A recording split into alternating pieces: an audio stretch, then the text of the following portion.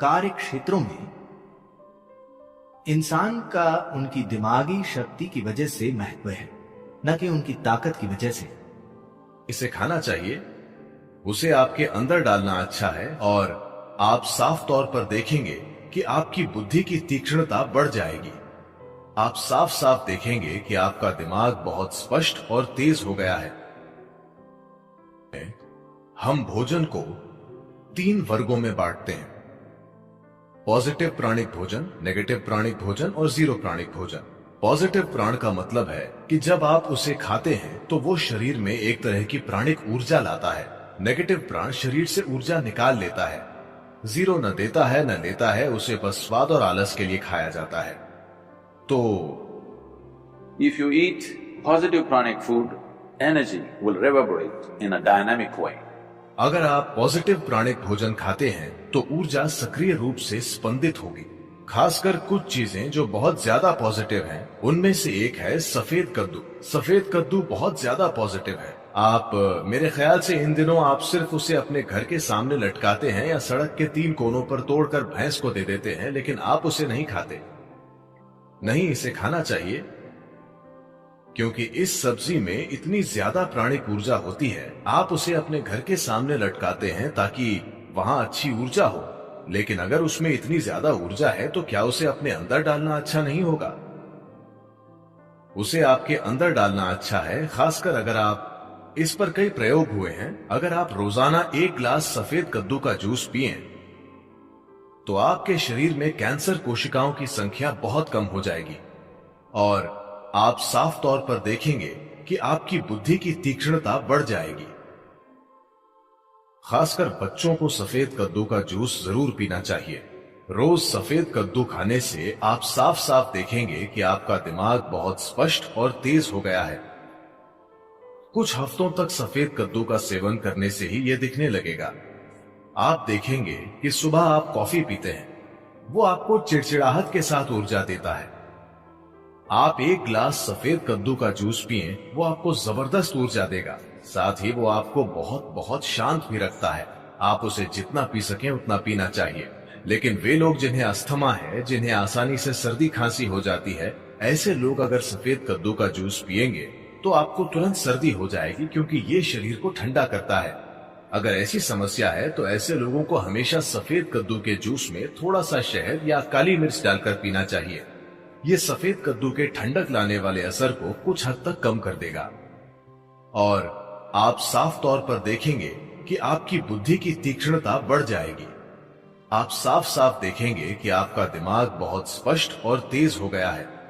आप अच्छे से जानते हैं, सबसे आसानी से पचने वाला भोजन फल है।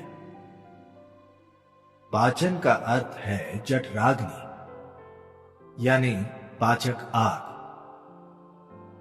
ये आग सबसे अच्छे से तभी जलेगी जब फल खाए जाएंगे।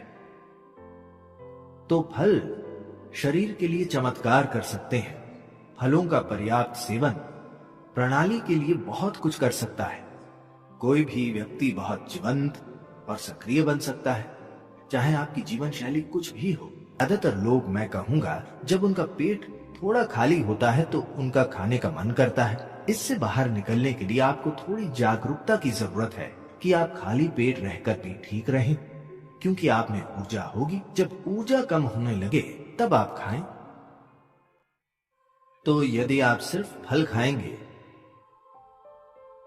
You may have to either spend a little more time on the lunch time and eat slowly so that you ingest enough fruit.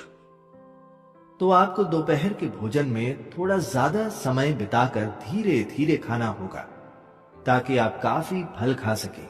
क्योंकि थोड़ा खाकर पेट भरा महसूस होगा, क्योंकि फल मीठा होता है।